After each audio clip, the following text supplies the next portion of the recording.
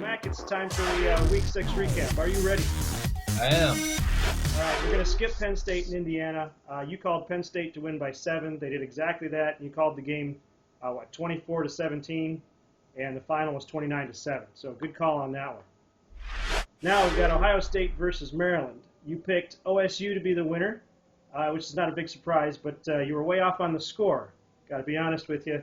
Both teams scored almost twice as many points as you picked. So what happened? Well, obviously both offenses were twice as better than I thought they would be. I'm not entirely sure what happened to Maryland's. I'm sorry? That's a good point. Yeah. I'm not entirely sure what happened to Maryland's defense. I guess they finally just showed their true colors and the fact that they're not a good defense. Ohio State finally picked up in the second half what they haven't been able to do all season long. It was just a matter of time, really, before both teams really showed who they were. And, finally it happened. I'm not totally convinced Ohio State is for real just yet, but we got a for real showing from Maryland's defense. So I think that's what happened. All right, so Iowa versus Illinois then. You picked the winner, Iowa by 7. They won by 9. So you called the score 24-17. The final was 29-20. So that's another good call on that one.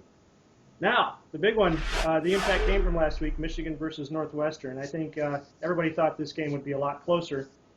Michigan has another shutout. You picked the winner, but the points were off. So what happened there? I don't know. Northwestern's defense decided not to show up, I guess. It was just an absolutely dominant game by Michigan's defense. I think once that happened, Northwestern's offense never really had a chance. You could tell from the open kickoff being returned 96 yards for a touchdown that Northwestern was just not going to win this game. Their hearts weren't in it, and unfortunately for them, Michigan was all in 100% for the entire 60-minute game. And I would love to put numbers on good coaching. I would love to put a number value on good coaching.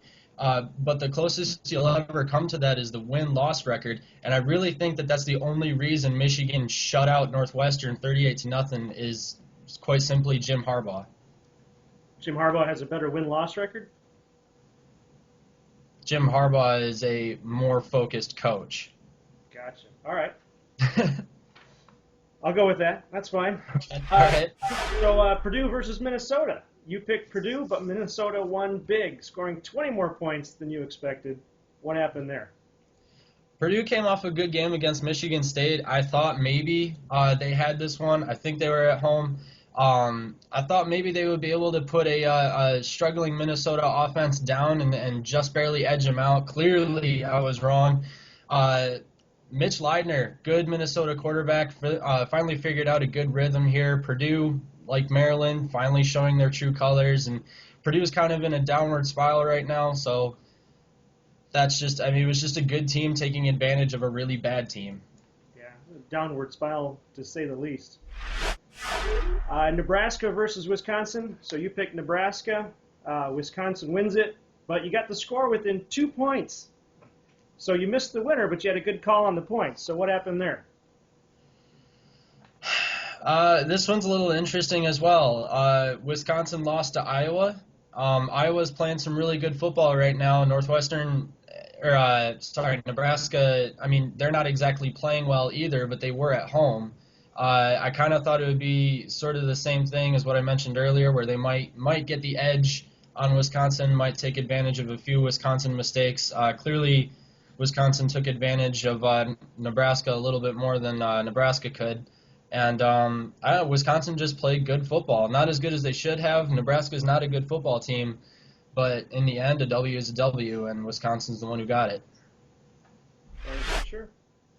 All right, Rutgers versus Michigan State. So you picked the winner, MSU, and you were nearly dead on with the score, it looks like. You called MSU exactly, and you missed Rutgers by 3. Now, MSU fell in the rankings after this game, so what happened?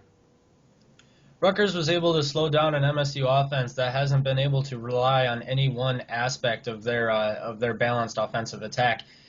MSU can't expect to go into Piscataway against a Rutgers team that's struggling the way they are and not expect to fall in the AP rankings. Michigan State's not a real top 10 team just yet. Maybe given some time they'll get there. But Rutgers' defense against everyone else has just really struggled offensively. Rutgers is not doing well at all. But against Michigan State, for some reason, they were able to hold on for all 4 quarters, really, until a mistake cost them the victory in the end. But Michigan State's had this problem all season long, to where they've taken anywhere from 2 quarters to 3.5 to really get their offense going, and they don't really score points until the second half, unless of course they're already losing, in which case they just barely edge out their opponents. So I think it was just a classic example of Michigan State not being a real top 10 team. So after week 6, I've got your win call percentage at 85% and your point call percentage at 83%. So that's pretty good. So nice work. Thanks.